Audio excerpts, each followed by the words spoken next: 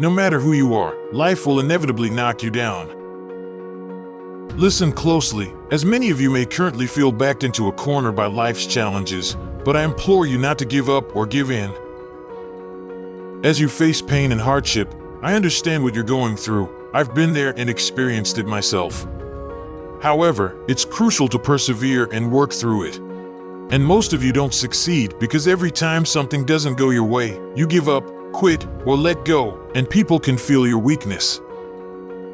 You can feel when someone isn't fully committed or dedicated to their goals. Reaching new heights comes with going all in and giving your best.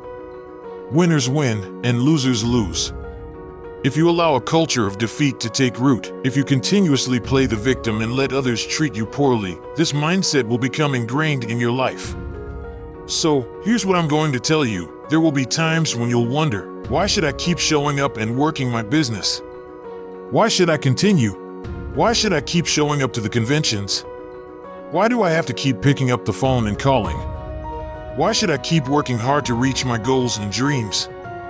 And I want you to remember that you have to be there for your life no matter what. You must show up in your life, despite the doubters and the negative thoughts that may cloud your mind. Be present and take charge, because if you don't, no one else will. If you want crazy things to happen in your life, you have to be ready to do crazy things. Part of being unreasonable, you don't judge according to appearances, but believing in your vision and having the faith to manifest what is not yet visible. You've got to decide, I deserve this, and I'm going to have it. Embrace your life wholeheartedly and say yes to your dreams and aspirations. I can make it, yes. I can. No matter how many times I've failed, it doesn't matter.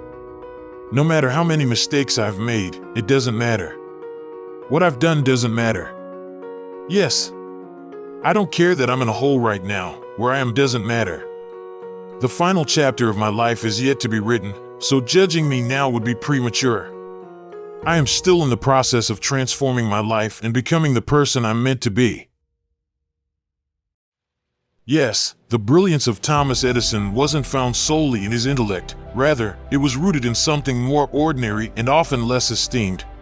Edison once admitted, "I've got no imagination. I never dream. I've created nothing."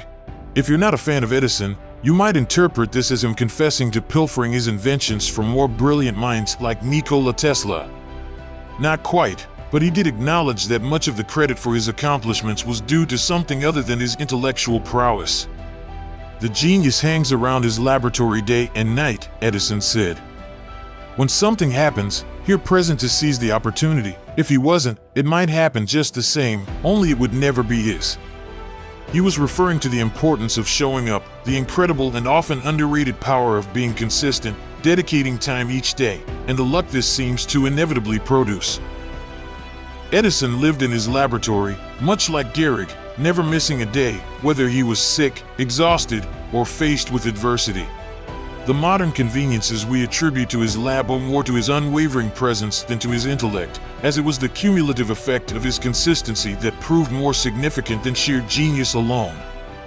It's not solely about inspiration, it's about putting in the work. Show up and try. Step onto the treadmill, pick up the violin, write down some scenes, reach out to clients, read reports, lift weights, jog a mile, or cross an item off your to-do list. Pursue a lead.